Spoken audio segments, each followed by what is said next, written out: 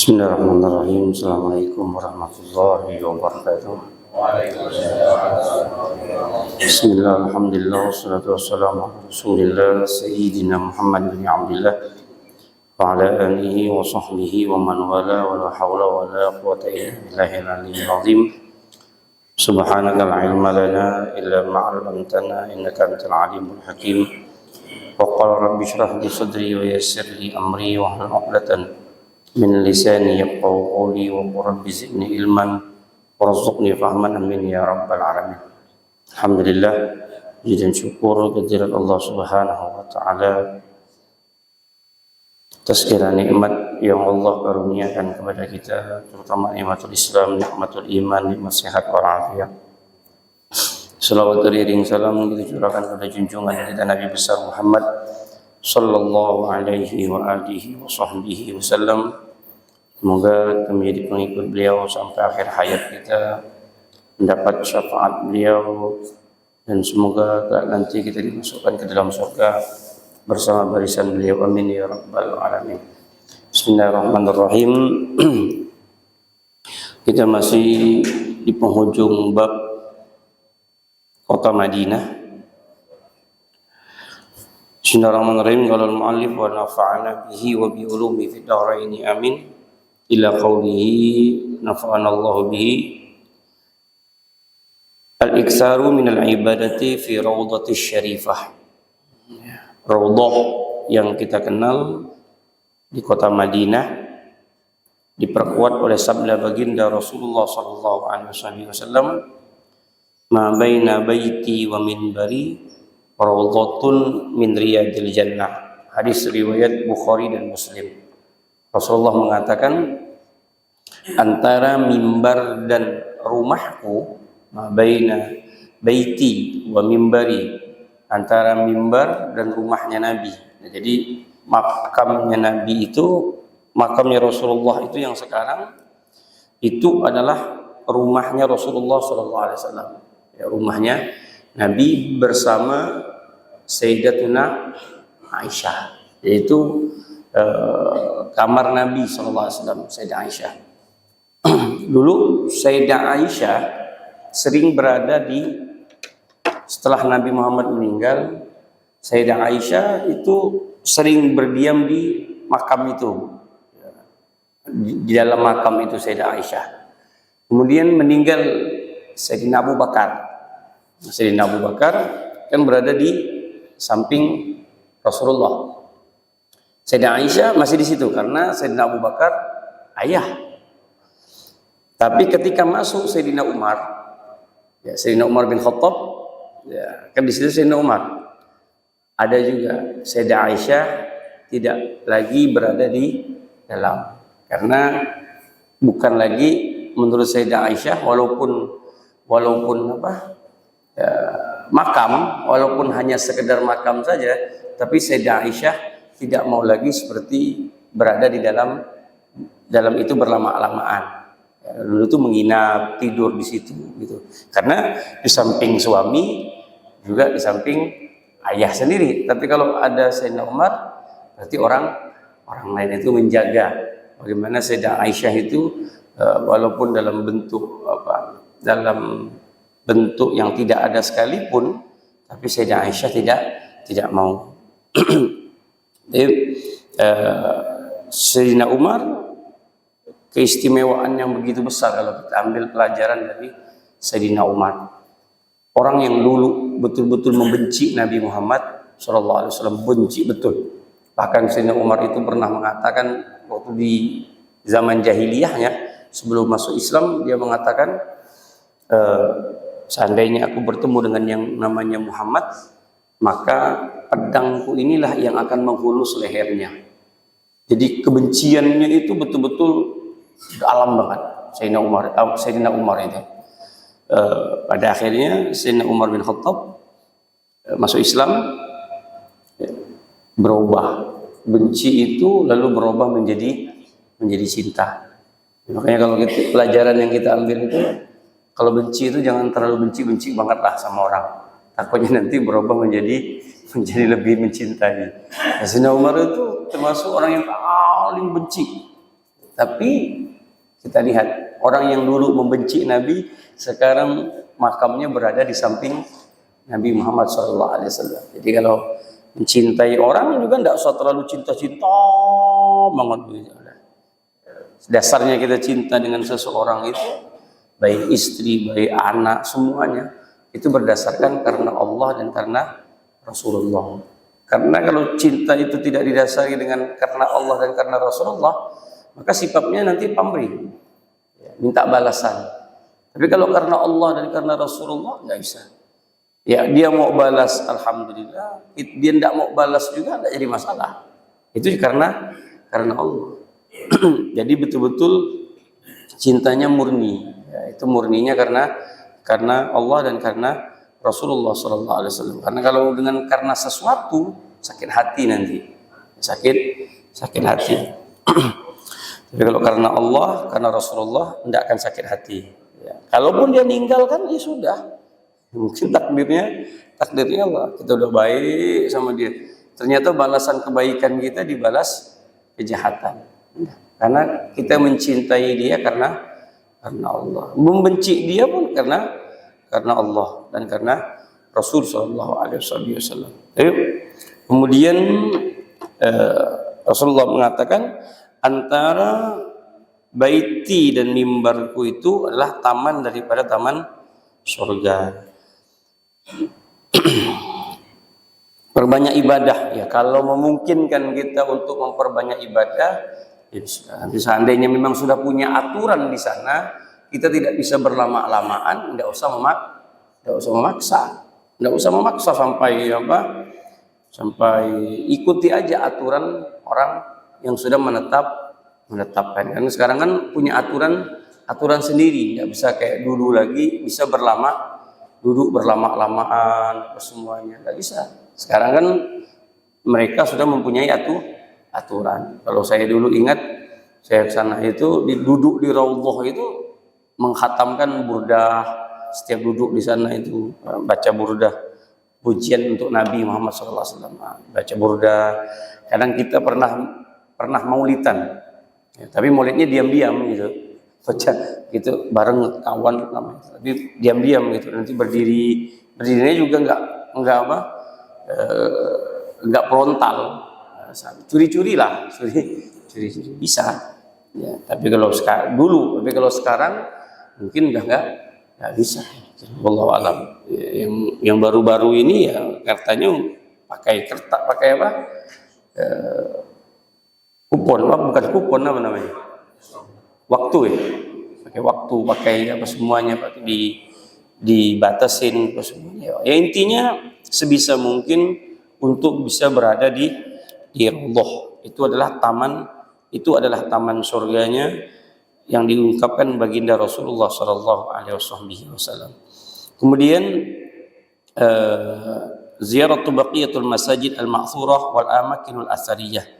Berusaha untuk berziarah ke tempat-tempat yang seperti masjid atau tempat-tempat sejarah yang pernah ditapaki oleh baginda Rasulullah SAW. Tapak tilasnya baginda Nabi Muhammad, seperti di minggu kemarin Masjid Kiblaten, kan punya sejarah Masjid Kiblaten, masjid yang punya dua kiblat.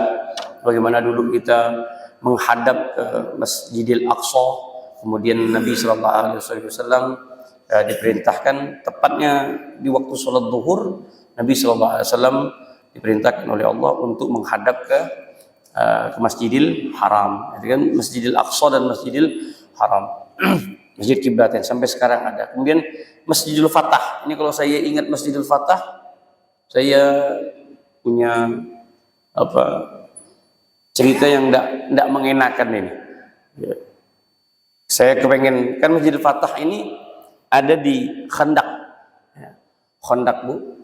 Masjidil Fatah itu Khandak. Jadi sebelah sana itu ada bekas galian Salman Al-Farisi. Kan Khandak itu kan artinya parit. Jadi Salman itu kan dari Persia, Iran. Dari Persia. Jadi orang tuh nggak bisa ngalahin Persia karena dari dulu itu udah rajanya perang, taktiknya perang. Ya, jadi nggak mungkin mampu. Ya, kata Amerika akan beberapa hari saja. Sampai sekarang nggak bisa mengatakan menang, dan nggak mungkin bisa memenangi orang yang udah puluhan ratusan tahun lebih paham perang daripada Amerika. Amerika baru berapa ratus tahun negaranya. Persia ini dari dulu orang hebat. Nah, Salman Al-Farisi ini, Faris itu dari Persia, Salman itu. Dan beliaulah yang mempunyai ide untuk membuat parit. Nah, jadi kalau mereka menyerang, pasukan kuda itu kecebur dulu ke parit. Jadi dibuat ranjau gitu. Nah, udah sini waktu itu saya ditunjukkan sama guru tuh, ini paritnya, ini tempat Salmannya, ini tempat Rasulullah. Nah, dan juga waktu gali parit itu kan di sana tuh sebenarnya ada namanya rumah sahabat dulu itu. Rumah sahabat namanya Jabir bin Abdullah. Nah, sejarah juga itu.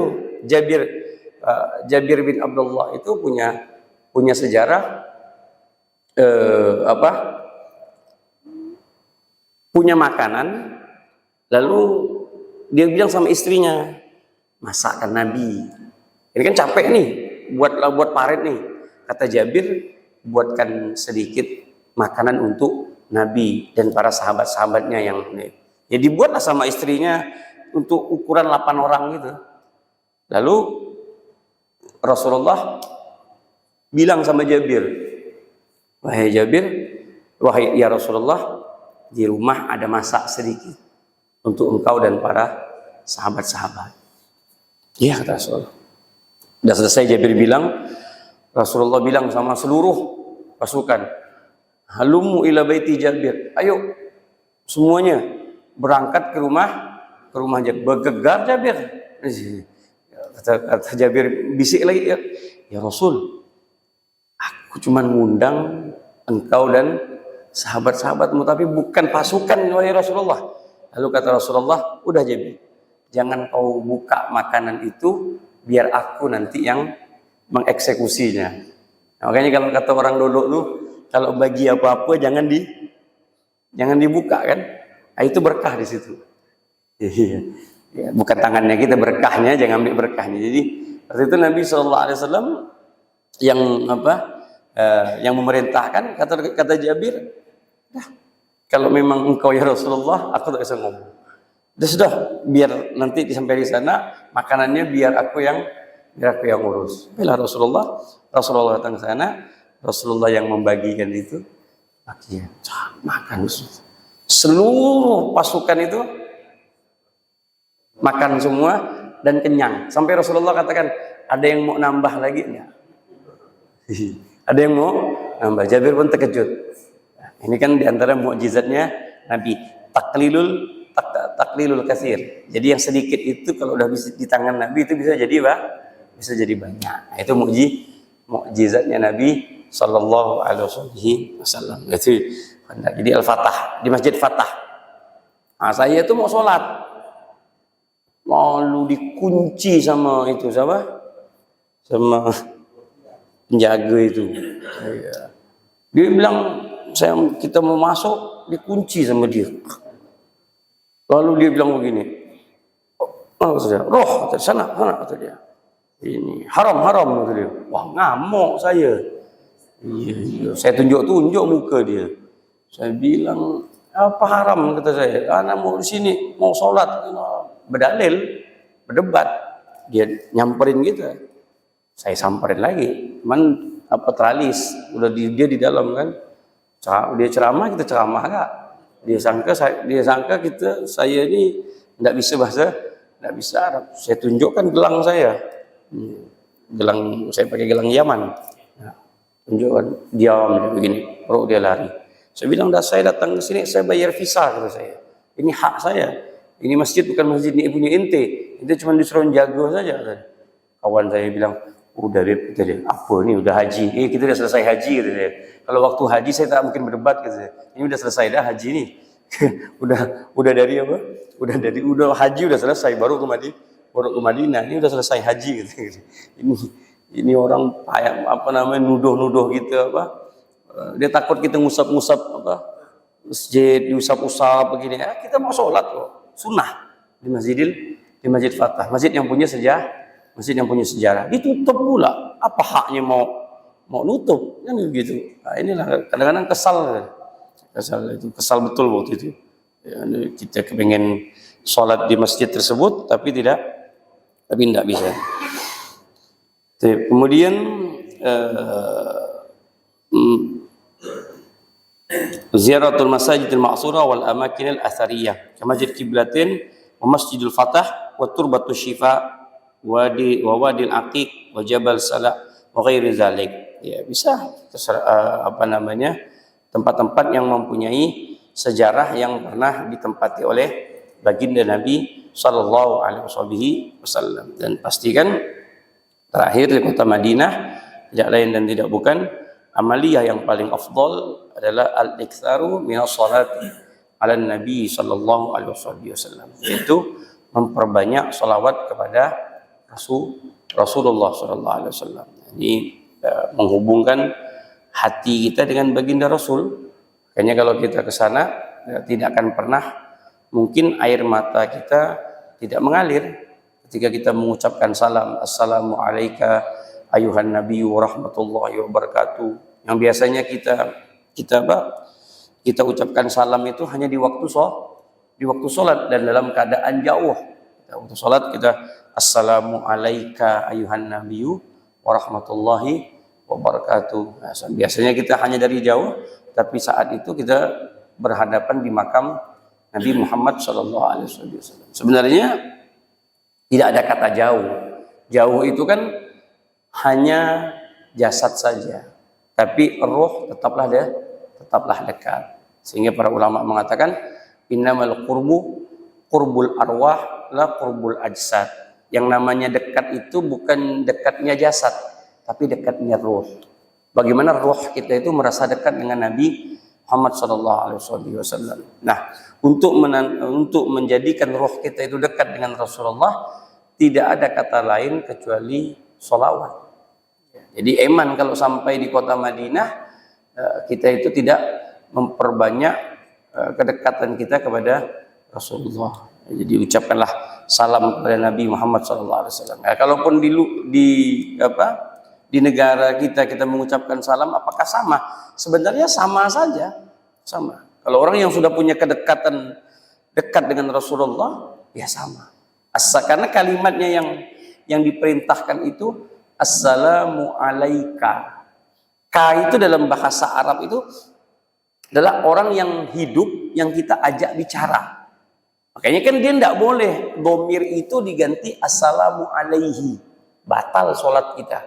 Ketika kita tasyahud assalamu alaika ayuhan nabiyyu wa rahmatullahi wa barakatuh. Ka itu kan berarti orang itu ada di depan mata. Harus menggunakan ka, domirul mukhatab namanya. Ada orang yang diajak bicara. Dia bukan hi-nya. Kalau nya, dia yang di sana. Berarti orangnya goib.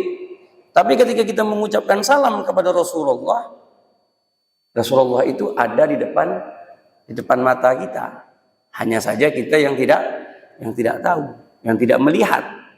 Ya, karena mata kita yang banyak maksiat, mata kita yang terhijab kepada beliau. Ya, saya juga punya cerita tentang ini waktu saya di pesantren. Saya sudah naik mimbar. Jadi saya naik mimbar itu kira-kira umur 19 tahun lah. Saya dapat perintah dari guru di pesantren itu. Di pesantren saya diizinkan untuk naik mimbar. Jadi khotib Jumat saya. Waktu khotib Jumat saya bawa hadis Nabi, saya bawa ungkapan, bukan hadis, maaf, ungkapan dari seorang ulama, Profesor Dr. Abuya Said Muhammad bin Alwi Al-Maliki. Ya, artinya kita ngomong pakai buku, pakai data, bukan asal-asalan. Di khutbah itu saya mengambil satu ungkapan dari beliau yang mengatakan anna ruhaniyatal Mustafa hadiratun fi kulli amakinil khairi wa majalisil khairi. Ruhnya Nabi Muhammad itu hadir. Ruhnya Nabi Muhammad itu datang di setiap tempat-tempat baik dan majelis-majelis baik. Lalu singkat cerita, setelah saya turun dari mimbar, saya sholat ba'diyah gitu, tahu-tahu ada yang nyamperin, ada yang datang deketin saya. Lalu dia nanya begini, ya, dia bukan dari golongan yang percaya ini, tidak percaya dia. Dia bilang, Pak Ustadz, saya mau bertanya, kata dia. Lalu ada apa, kata saya.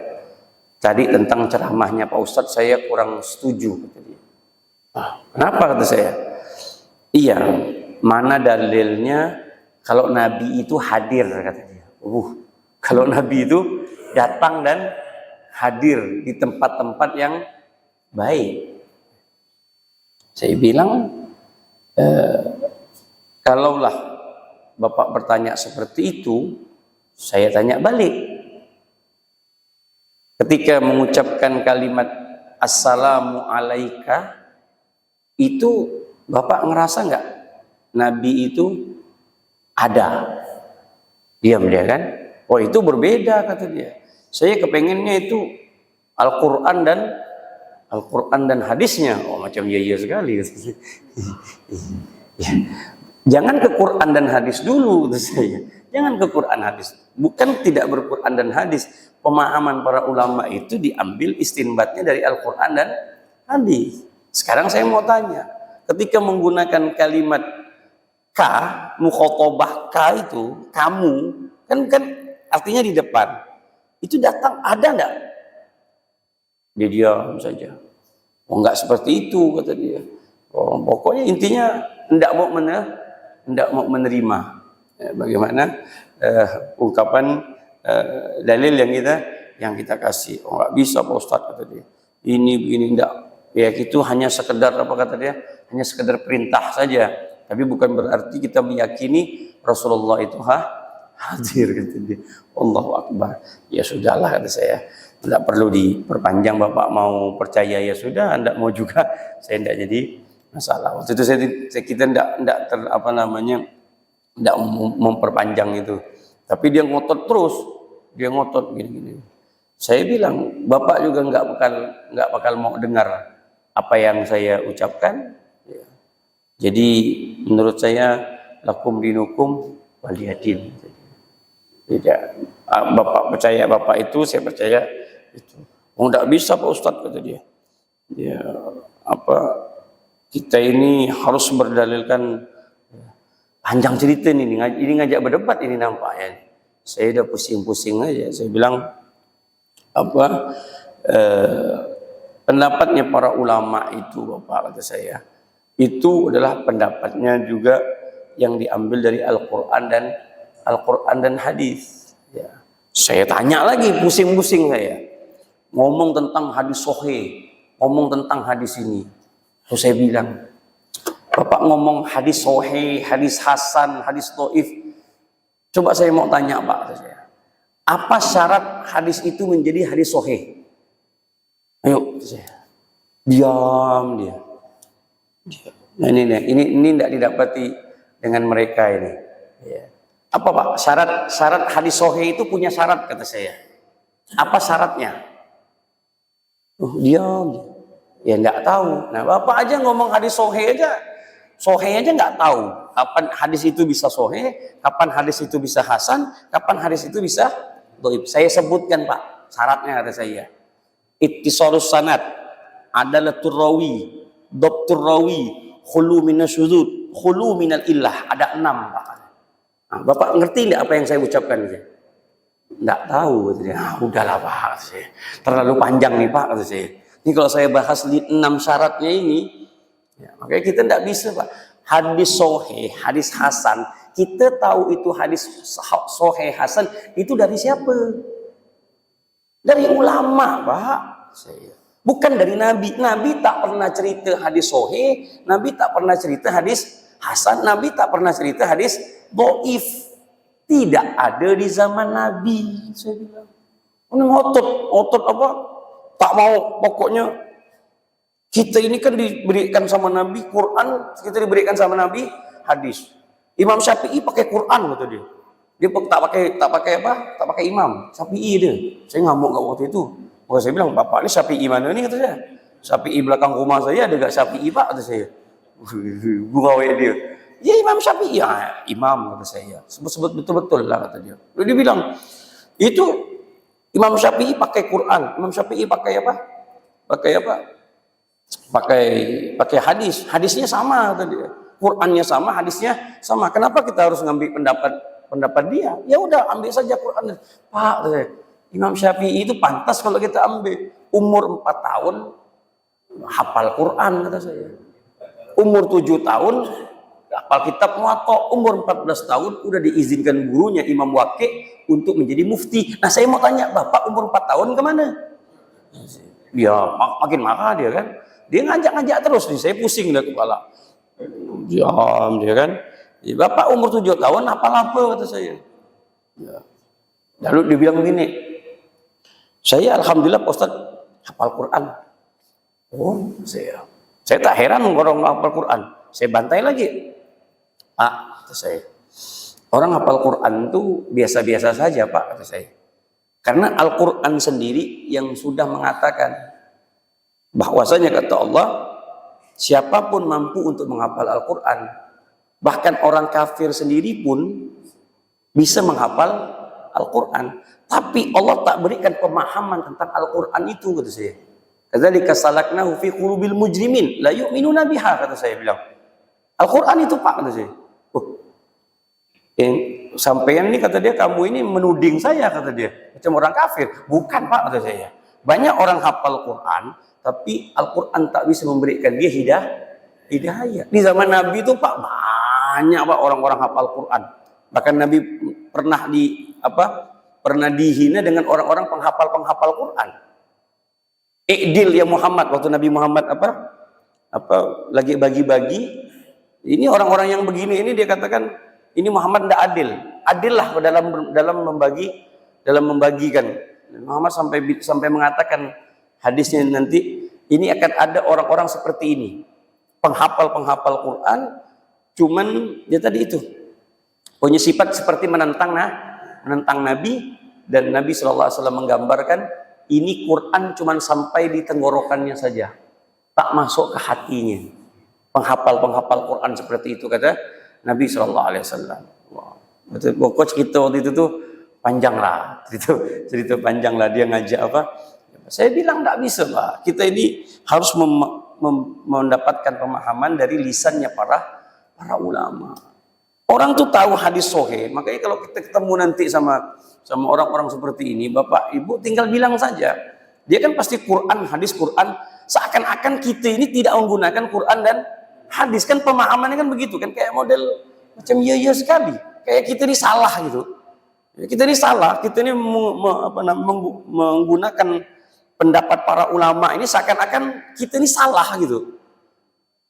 Nih kami murni dari Nabi, murni. Kau paham kata ada nih murni dari Nabi nih, bahasa Nabi dan bahasa Quran ini bahasa Allah dan bahasa Nabi. Sehebat mana ilmumu bisa memahami kalimat yang datangnya dari Allah dan yang datangnya dari Nabi. Kita ini maaf Pak, kita baca buku, kadang-kadang pengarang buku itu menggunakan satu bahasa diksi, kita tuh tidak paham terkadang. Perlu pemahaman orang lain yang coba baca filsafat, coba baca ini, coba baca gitu.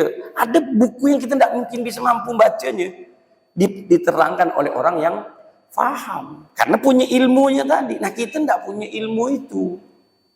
Lalu dia bilang dalam hadis sahih, atau jebak tuh, tanya dia, Bapak tahu hadis sahih itu dari mana? Adanya hadis sahih itu kan Imam Bukhari yang, tapi sebenarnya bukan sebelumnya sudah ada, cuman Imam Bukhari yang mampu menyusun hadis-hadis sahih kan. Nah, dengan pemahaman yang yang mereka adopsi, mereka yang mempertahankan, ternyata jadi bumerang sendiri. Ya. Sekarang yang Bapak pegang itu Imam Bukhari. Imam Bukhari saja dalam hidupnya beliau itu bermadzhabkan Syafi'i. Bermadzhabkan Imam Syafi'i. Loh, sekelas Imam Bukhari loh, Pak. Wah, diam akhir. Lalu dia bilang, oh begitu, ya udah, lakum dinukum. Ya sudah Pak, kata saya. Bapak tak bisa maksa saya untuk dalam pemikiran Bapak. Mungkin Bapak pun tidak masuk dalam pemikiran Bapak-bapak saya lah. Diam, balik deh.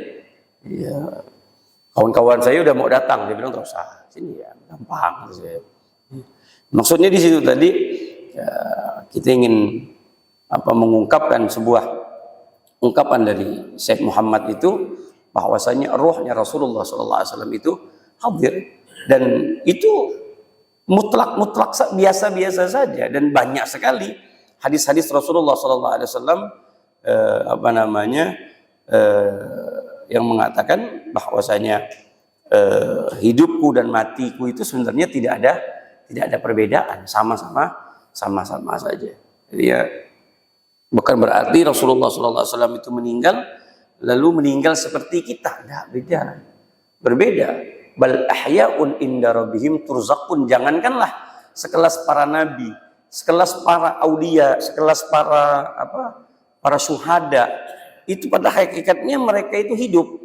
Inda rabbihim turzaqun, artinya masih diberikan di sisi Allah tuh, masih diberikan rezekinya itu masih berjalan. Orang-orang yang hebat itu, para wali-wali Allah saja itu bisa kita buktikan, Pak. Contoh ya, kita buktikan.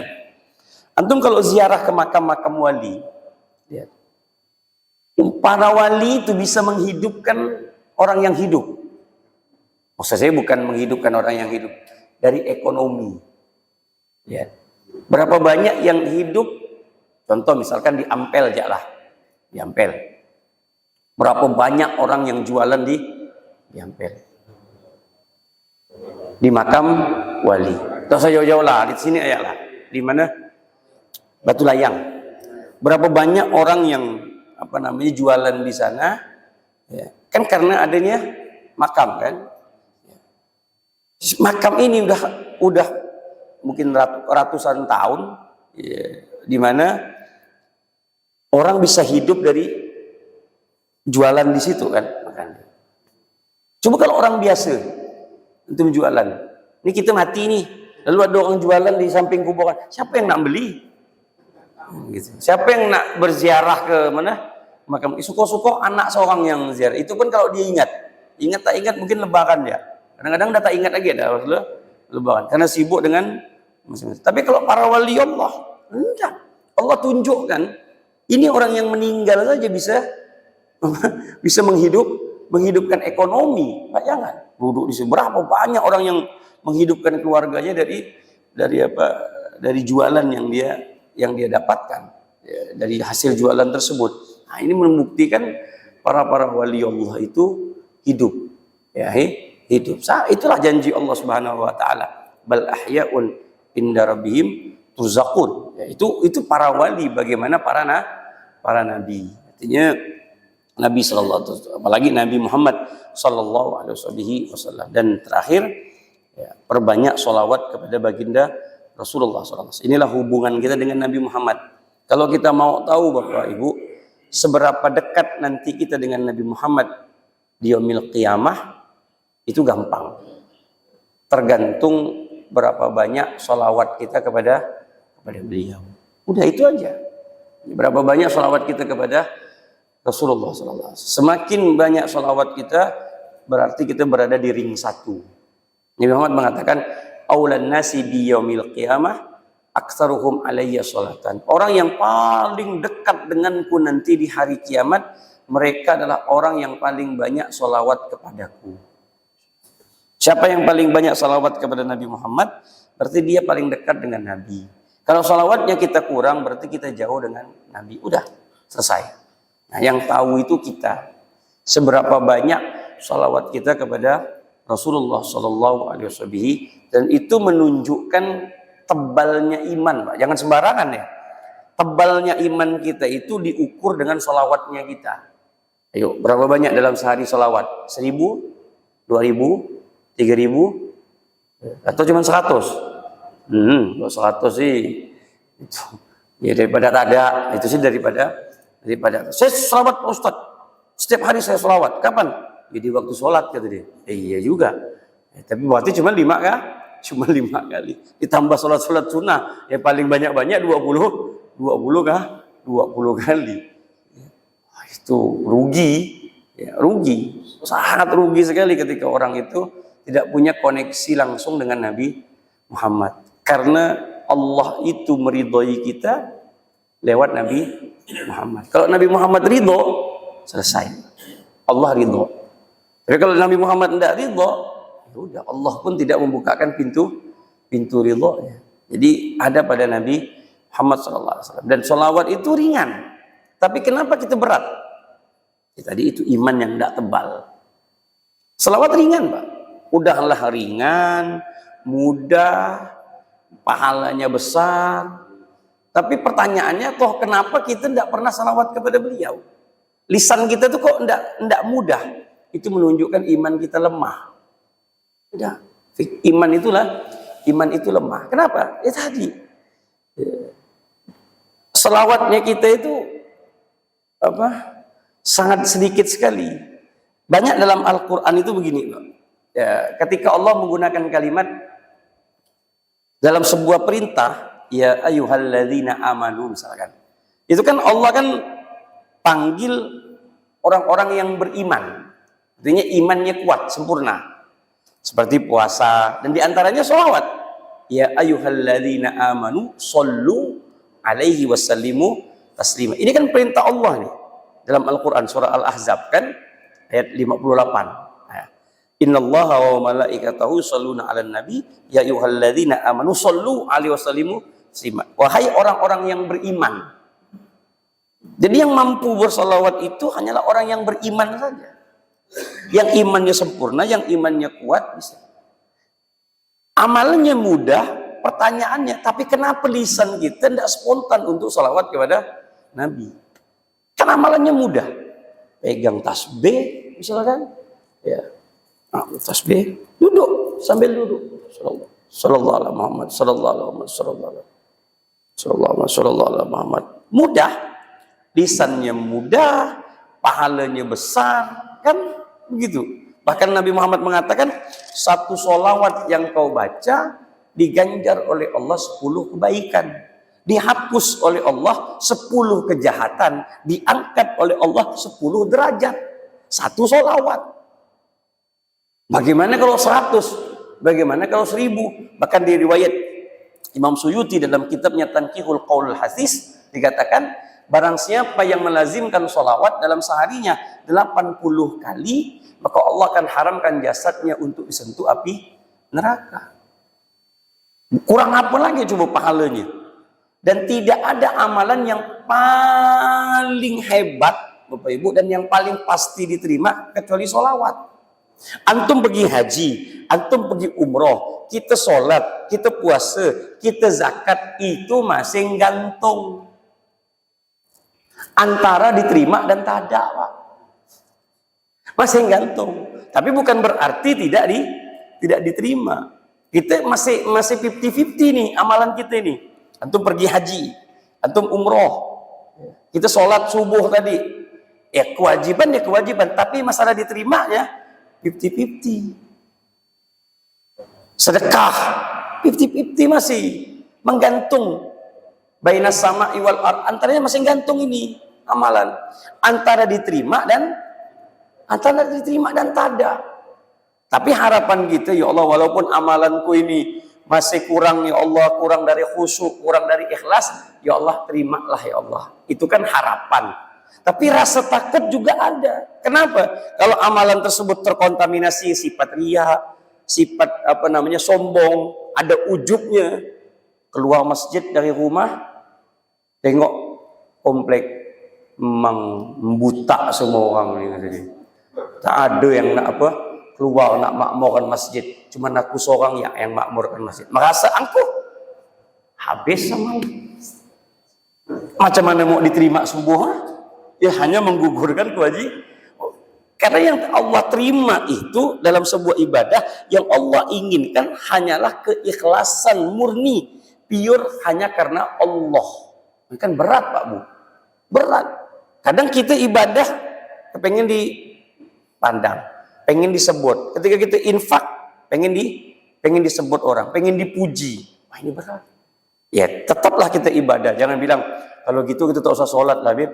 Tak usah zakat, tak usah haji, tak usah umroh, tak usah apa. Kita banyak-banyak sholawat ya. Itu ya salah. Ini kan apa namanya nilai plus dalam sebuah ibadah. Ini tambahan. Ini kan pasti diterima nih.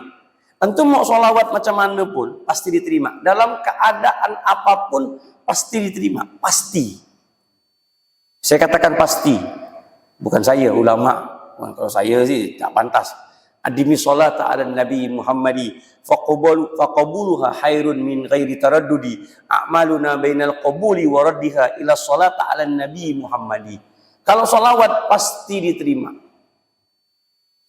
Ibu dalam keadaan menstruasi, sholawat. Bapak dalam keadaan yang tidak punya wudu, sholawat. Dalam keadaan apapun lah, sholawat.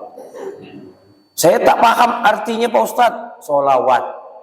Saya sholawat masih ada sombong Pak Ustadz, sholawat. Walaupun tasbih ini besar kan lagi, tasbih ini kurang besar tasbih ini. Ibu bapak putar kayak dari gang nih, dari komplek depan, putar sana, jalan pagi sambil tasbih. Allah, biar orang mandang. Dengan niat riak, dengan niat pamer, dapat pahala. Mutlak dapat pahala. Punya suara bagus, dia sengaja. Saya ni solawatan kepengen dipuji, tidak apa-apa, dapat pahala. Itulah hebatnya kalau solawat. Pasti diterima oleh Allah Subhanahu wa Ta'ala. Karena sesuatu ini langsung disandarkan kepada Nabi. Nah, tapi pertanyaannya, udahlah mudah, udahlah gampang, pahalanya besar, kembali lagi ke kita. Berapa banyak sholawat kita dalam sehari kepada Rasulullah? Nah, itu yang jadi pertanyaan. Loh,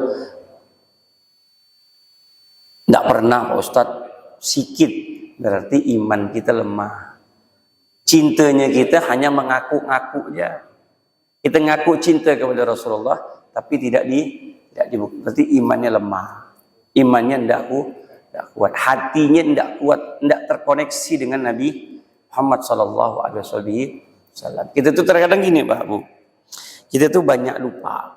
Kita tuh ingat Allah, tapi tak ingat Nabi. Nah itu. Jalan ke Allah kita ingat, tapi jalan ke Nabi kita lupa. Padahal menuju Allah itu harus lewat Nabi. Pintunya itu Nabi Muhammad. Wa anta babullah. Engkau itu adalah pintunya Allah. Jadi Allah sudah bilang, kau itu kalau cinta kepadaku, kata Allah, qul in kuntum tuhibbunallah fattabi'uni yuhibbukumullah, kata Allah. Ya Muhammad, jika mereka itu mengaku cinta kepadaku, ini Allah yang bilang ini. Kalau mereka itu mengaku cinta kepadaku ya Muhammad, maka syaratnya yaitu harus mencintai engkau. Jadi harus lewat Nabi Muhammad.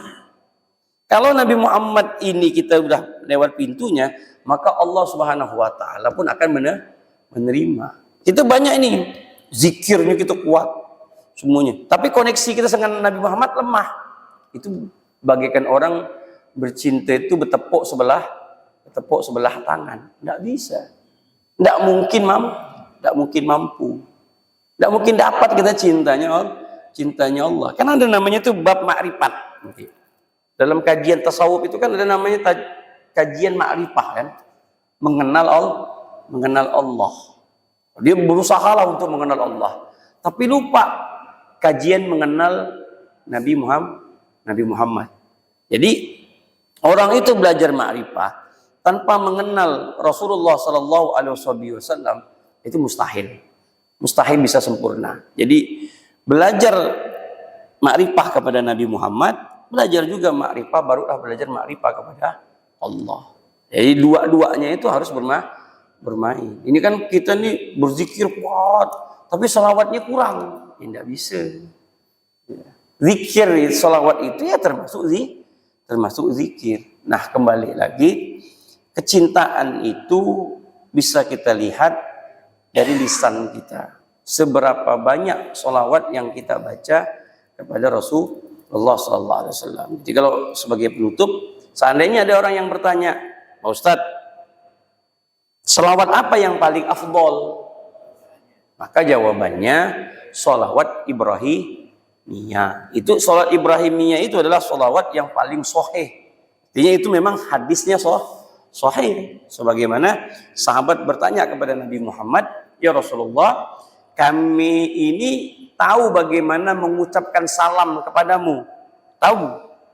Ya, tapi kami tidak mengerti bagaimana cara bersolawat kepadamu. Nah, kemudian Nabi Muhammad ajarkan salawat Ibrahimiyah yang kita baca di setiap akhir sholat itu, tahiyat itu. Nah, itu sebenarnya hadisnya banyak, Bu.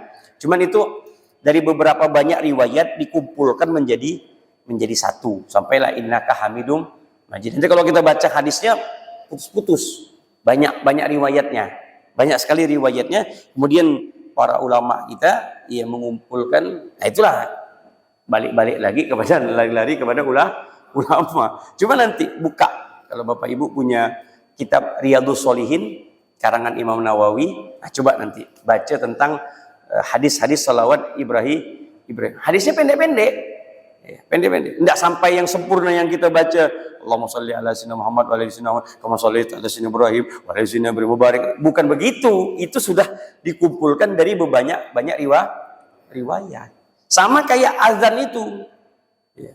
Itu kan azan itu kan tidak ada sampai innaka la tukhliful mi'at. Enggak. Itu dua hadis yang berbeda. Dikumpulkan riwayat Imam Tirmizi, saya lupa lagi satunya itu riwayat dua riwayat yang berbeda digabungkan menjadi satu. Kalau orang tidak paham itu dia kira itu satu bukan, itu dua hadis. Dia lupa itu. Sekali dia membaca digabung. Ente dapat dari mana? Ternyata dari ulama. Bukan Quran hadis, tapi dari ulama. Nah, sama salawat itu, salawat Ibrahimiyah itu kumpulan yang sudah dikumpul dari beberapa banyak riwayat hadis. Nah, kemudian Rasulullah mengungkapkan kalimat tersebut, barulah sahabat tahu bagaimana cara salawat kepada beliau. Tapi Pak Ustadz, Pak Habib, sekarang kan banyak salawat yang dibuat oleh para ulama. Apakah kita boleh membaca? Ya boleh. Seperti salawat yang biasa familiar lah, salawat fil qulub, nariyah, apalagi ada. Tapi kalau mereka tak mau pakai salawat nariyah. Nariyah itu artinya kata dia neraka kata dia. Salawat neraka. Apa pula dia salawat neraka pula ini? Ya Allah, berat ya. Kita tidak mau bahas itulah, panjang lebar nanti kalau panjang. Artinya sholawat yang dibuat para ulama itu Bapak Ibu, artinya dalam bentuk sebuah sholawat tapi beriringan doa dengan menjadikan Nabi Muhammad sebagai wasilah. Siapa yang mengajarkan Nabi Muhammad itu menjadi wasilah? Rasulullah sendiri. Ketika Abdullah bin Abbas waktu itu lagi sakit matanya. Hadisnya sahih. Hadis sahih tahu sini. Sakit kepala saya ini. Iya. Hadisnya valid. Datang kepada Nabi Muhammad. Ya. Kata Rasulullah, kalau kau pengen sembuh, ya, sholat 2 rakaat, kemudian setelah sholat berdoa, dan dalam doamu kau sebut namaku, minta kepada Allah akan kabulkan. Bahkan riwayat itu bukan, ada lagi satu riwayat dia buta matanya, dia minta disembuhkan, curhat sama Nabi, mataku. Nabi Muhammad ajarkan ini, ambil air wudhu, sholat 2 rakaat, mintalah kepada Allah dengan menyebut nama nama. Nah, sholawat yang dibuat oleh para ulama itu, saya tidak usah pakai tanya ya, saya terjemahkan ini biar panjang ini, ya, sambil nunggu pas waktu suruk nih. Tip, antum kasih saya sholawat mana aja yang dibuat oleh para ulama? Sholawat apa aja? Pasti ujung-ujungnya doa. Tip, ya. Sholawat yang familiar, tibbil qulub. Tip, sholawat tibbil qulub. Tib itu artinya dokter. Qulub itu artinya hati. Tip, saya terjemahkan. Bagaimana para ulama itu mengemas sholawat tapi berbentuk doa yang bersifat Nabi Muhammad dijadikan sebuah perantara. Kita terjemahkan. Allahumma sholli ala sayyidina Muhammadin tibbil qulubi wa dawaiha. Diawali dengan Allahumma sholli ala sayyidina Muhammad. Itu kan sholawat. Kemudian ditambah tibbil qulubi wa dawaiha.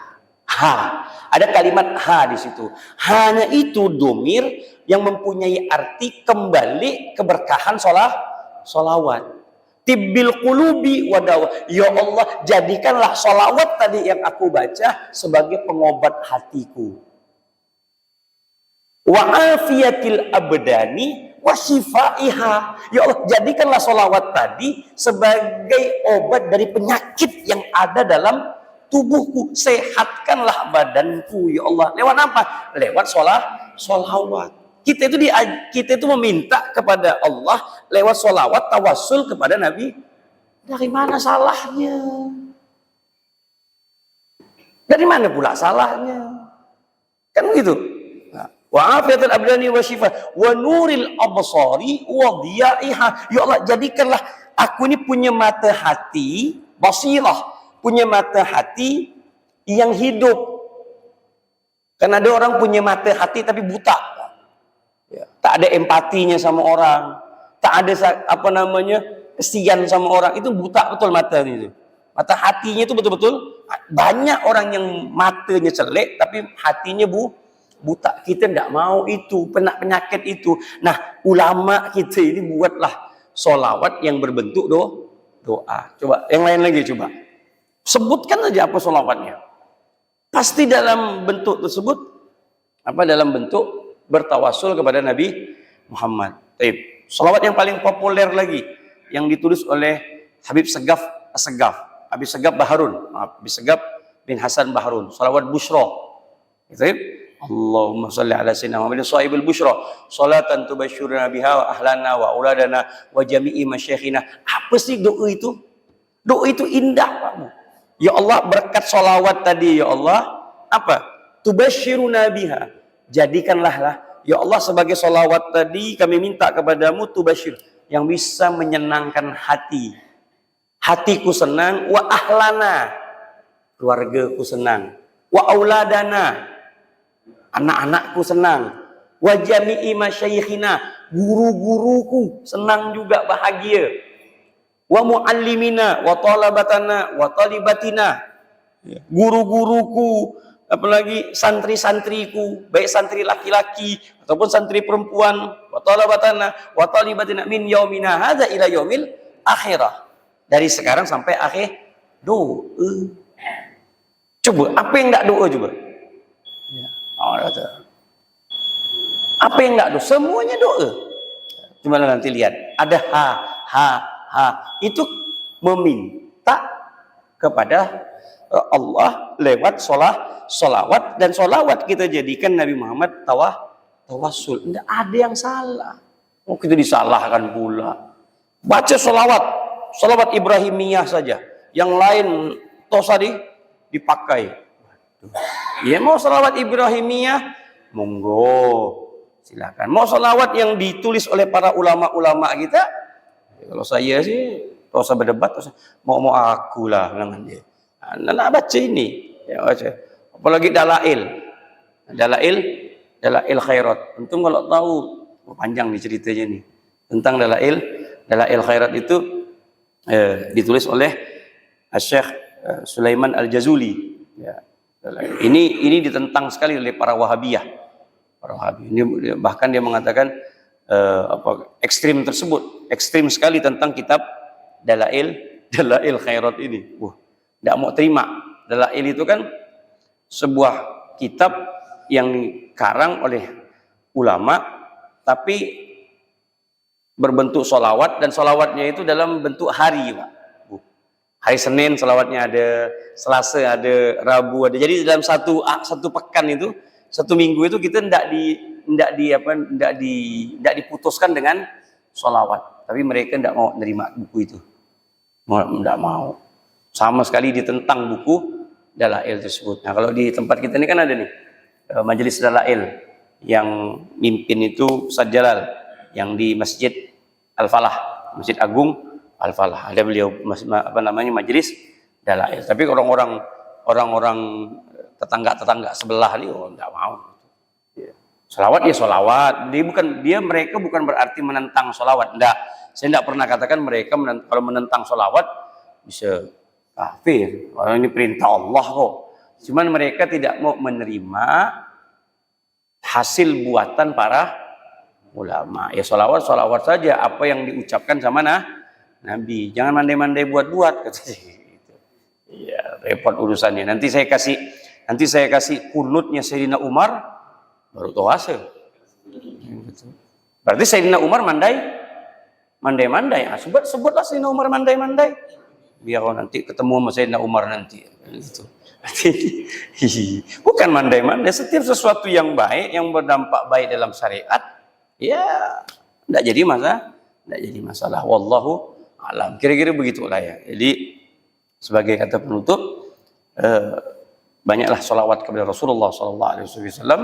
Jangan lepaskan lidah kita untuk selalu bersolawat kepada Nabi Muhammad SAW. Khususkan waktu di mana kita bisa menyempatkan untuk sholawat kepada beliau. Amin ya rabbal alamin. Semoga kita bisa bersama beliau dunia dan akhirat, kita bersama Nabi Muhammad SAW. Dan nanti minggu depan sampailah bulan Udhiyah, kita ingin sedikit mengulang, saya juga dan sedikit menulis tentang ringkasan kurban, biar mengingat kembali tentang kurban dalam perspektif empat mazhab. Jadi insyaallah sampailah waktu nanti itulah ada beberapa pekan ini, 2 pekan lah ini kali, sedikit kita mengulang tentang udhiyah, biar mungkin ada yang lupa atau banyak panitia yang kurang prihatin dengan hukum kurban. Wallahu alam bishawab. Subhanakallahumma wa bihamdika asyhadu an la ilaha illa anta astaghfiruka wa atubu ilaik. Walhamdulillahirabbil alamin. Assalamualaikum warahmatullahi wabarakatuh.